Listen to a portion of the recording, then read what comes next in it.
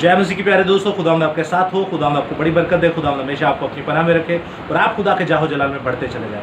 दोस्तों, सिलसिला जारी है कि जैसे कान हो वो सुनने के रूह कलीसियाओं से क्या फरमाता है।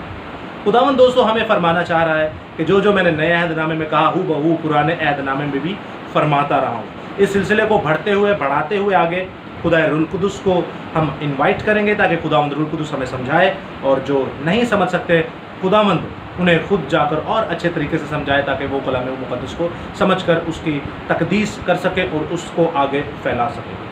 दोस्तों, रोमियो के ख़त में से आज हम देखेंगे उसका पहला बाब और उसकी 21वीं से 25वीं आयत तक। इसमें हमें एक गहरी चीज़, एक टॉपिक जो हमारा है आज का, वो है इंसेक्ट्स, यानी कि कीड़े मकोड़ों को बनाकर उनकी पूजा पाठ करना, गैर कौमों की तरह बुत परस्ती करना, कीड़े मकोड़ों को बनाकर उनकी पूजा पाठ करना। इसमें इंसानी सूरतों को बनाकर भी उसकी पूजा पाठ की गई, उसका भी जिक्र है। लेकिन दोस्तों, नए अहदनामे में, फिर उसके बाद हम पुराने अहदनामे में देखेंगे कि कहाँ जिक्र है, लेकिन मेन जो टू दी पॉइंट है वो है कीड़े मकोड़ों को बनाकर उनकी भी पूजा करना। इसलिए खुदा ने इस धरती से कीड़े मकोड़ों को भी मिटा दिया, यानी जो चीज़ सांस लेती थी खुदा ने सबको नेस्तो नाबूद कर दिया मुक़द्दस नूह के ज़माना में। इंसान ने इन्हें भी नहीं छोड़ा। तो आइए बढ़ते हैं आगे कलाम मुक़द्दस में। रोमियो की किताब उसका पहला बाब जो कि मुक़द्दस पौलुस रसूल की मार्फत लिखी गई, उसकी 21वीं से 25वीं आयत तक पढ़ेंगे।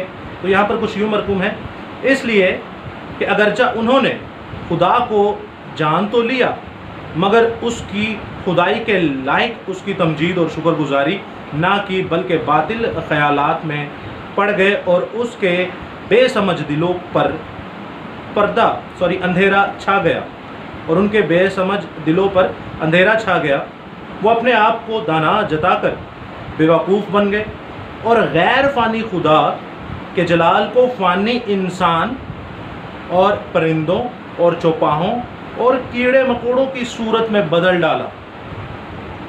और आगे लिखा है, इस वास्ते खुदा ने उनके दिलों की ख्वाहिशों के मुताबिक उन्हें नापाकी ही में छोड़ दिया कि उनके बदन आपस में बेहुरमत किए जाए, इसलिए कि उन्होंने खुदा की सच्चाई को बदल कर झूठ बना डाला और मखलूक़ात की ज़्यादा प्रस्तिश और इबादत की बानिस्बत उस खालिक के जो अब्बद तक महमूद है। आमीन।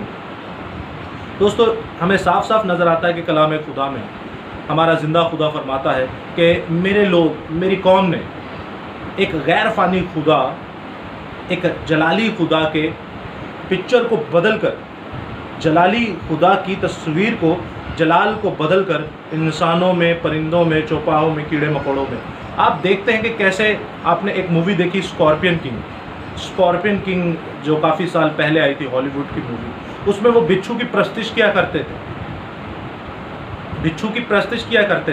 बीटल की प्रस्तिश करते हैं, और भी बहुत सारे ऐसे कीड़े मकोड़े हैं जिनकी प्रस्तिश की जाती है। उस वक्त के मुल्क मिस्र, और आप बाबुल की रवायतें देखें, उसके बाद आप मादी फ़ारस की रवायतें देखें, उसके बाद आप ग्रीक यानी यूनान की, अलेक्जेंडर द ग्रेट में जो बुत परस्ती जितनी भी होती थी, ये किसी चीज़ को नहीं थे छोड़ते, चाहे वो जानदार है या चाहे बेजान है, वो हर किस्म की नस्ल की बुत परस्ती करते थे। और यहाँ पर हमने देखा कि कैसे खुदा के जलाल को उन्होंने बदल दिया, गैर फ़ानी खुदा के जलाल को फ़ानी इंसान, चौपाहों, परिंदों और कीड़े मकोड़ों की भी प्रस्तिश करना शुरू हो गए। तो आइए देखते हैं कि क्या इंसान ये पहले भी हरकत करता था। जी बिल्कुल, आप मेरे साथ देख सकते हैं इज़ीकेल की किताब में।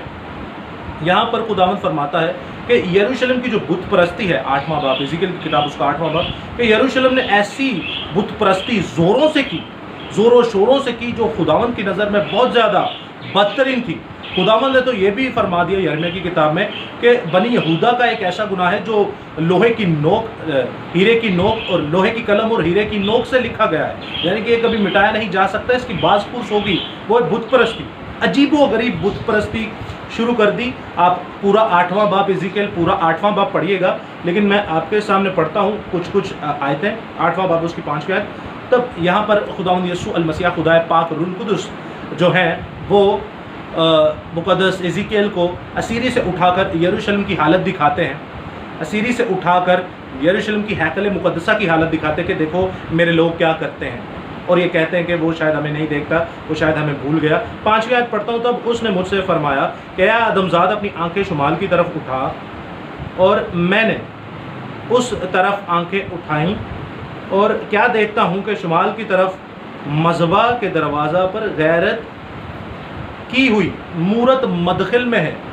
वहाँ पर मूरतें सजाई गई, वहाँ देवी देवताओं की मूरतें सजाई गई। उसके बाद 10वीं आयत में आप देखते हैं, तब मैंने अंदर जाकर देखा कि क्या देखता हूँ कि हर नौ के सब रेंगने वाले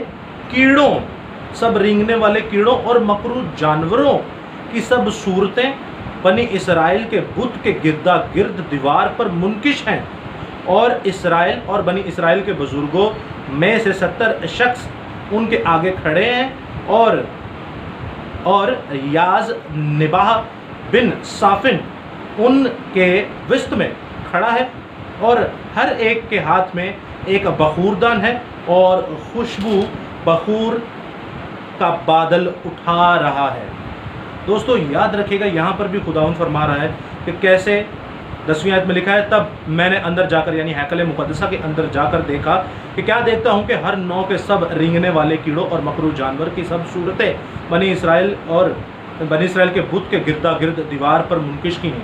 दीवारों पर खोद कर इन्होंने कीड़े मकोड़ों को बनाकर उनकी पूजा करना शुरू कर दी। बुत परस्ती की ऐसे इंतहा। उसके आगे आप देखते हैं कि ये समझते हैं, अगर आप 12वीं आयत की आखिरी हिस्से में देखते हैं कि खुदावंद फरमाता है कि खुदा हमको नहीं देखता कि खुदावंद ने मुल्क को छोड़ दिया है। औरतें जो हैं वो तमूस पर नुहा करती हैं। आप देख सकते हैं कि रोज़ों के जो आयाम में हम लोगों ने जो 5 पार्ट बनाए रोज़ा पर, कि कैसे रोज़ा जो है वो शैतानी रोज़े हैं जो कि पहले कदीम से चलते आ रही है। रसूमात जो हैं बाइबल के रोज़े की रसूमात नहीं, उनमें इस तामूस का भी जिक्र है, आप देख सकते हैं वहाँ पर जाकर।